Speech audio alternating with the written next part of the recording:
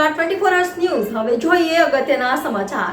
મુંબઈ બાદ ઉજવાતો ઉત્સવ એટલે ગણેશ ઉત્સવ અને હવે ગણતરીના દિવસો બાકી રહ્યા છે ત્યારે વડોદરા શહેરમાં ગણેશ મંડળોમાં થનગનાટ જોવા મળી રહ્યો છે। ત્યારે વડોદરા શહેરમાં રોજબરોજ વડોદરા વિવિધ મંડળો દ્વારા ગણપતિનું આગમન થઈ રહ્યું છે। ત્યારે વડોદરામાં રાજાનું ભવ્ય આગમન યાત્રા નીકળી હતી, જેમાં મોટી સંખ્યામાં ગણેશ ભક્તો જોડાયા હતા।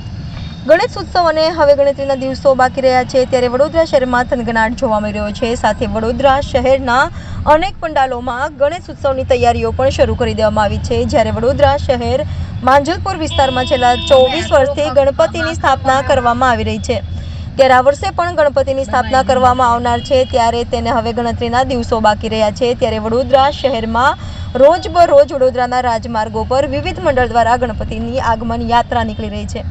ત્યારે ગત રોજ વડોદરા શહેર માંજલપુરના રાજાની ભવ્ય આગમન યાત્રા નીકળી હતી, જેમાં મોટી સંખ્યામાં ગણેશ ભક્તો જોડાયા હતા અને આગમન યાત્રામાં ઢોલ, તાશા, પતંગ દ્વારા સમગ્ર વિસ્તારને ભક્તિમય બનાવી દીધું હતું। ત્યારે આગમન યાત્રા ડભોઈ રોડ, યમુના મિલ 4 રસ્તા, પ્રતાપનગર, બરોડા ડેરી 4 રસ્તા, મકરપુરા પોલીસ સ્ટેશન થઈને નિજ મંડળે પહોંચી હતી, જેમાં મંડળના તમામ સભ્યો અને કાર્યકર્તાઓ ઉપસ્થિત રહ્યા હતા અને ભવ્ય ગણેશજીની યાત્રા નીકળી હતી।